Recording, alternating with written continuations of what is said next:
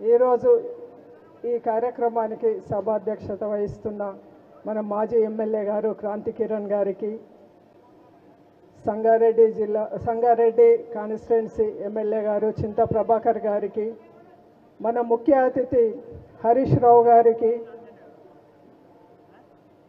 ఎంతో ఆత్మీయతతో ఈరోజు మీకందరికీ ఒక సగం దినమన్న టైం ఇస్తానని చెప్పి వచ్చి మీ అందరినీ కలిసే అవకాశం, మిమ్మల్ని అందరినీ కలిసే అవకాశం ఇచ్చిన మా హరీష్ రావు గారికి, మాజీ మంత్రి గారికి ధన్యవాదాలు కూడా తెలుపుకుంటున్నాను. ముఖ్యంగా ఇక్కడ సంగారెడ్డి నుండి, పటన్ చెరువు నుండి మన అతిథులుగా చాలామంది వచ్చారు. వాళ్ళందరికీ, మన కాన్స్టిట్యుయెన్సీ నుండి వచ్చిన ప్రతి ఒక్కరికి, వేదిక పైన ఉన్న పెద్దలందరికీ పేరు పేరున నమస్కారాలు. ముఖ్యంగా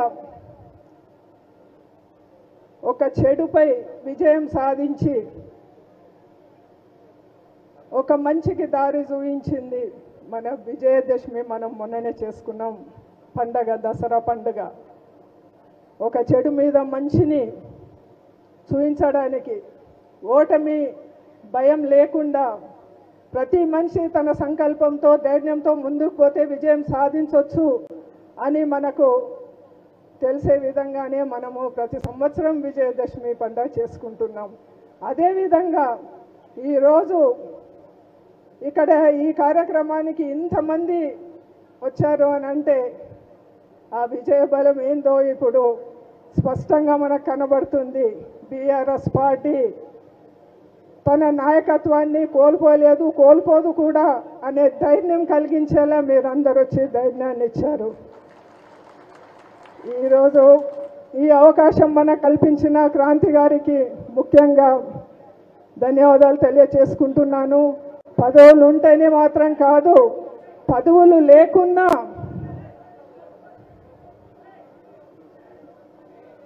ప్లీజ్ కొంచెం సేపు, కొద్దిసేపు, పదవి లేకున్నా మనమంతా ఒకటే. మనమందరం కలిసిమెలిసి ధైర్యంగా ఒకటిగా ఉన్నామంటే దేన్నైనా సాధించగలుగుతాం, విజయం మన వైపే అని చెప్పడానికి ఈ మంచి అవకాశాన్ని కల్పించారు మన మాజీ ఎమ్మెల్యే గారు. అదే ధైర్యంతో రేపు మనకు అయ్యే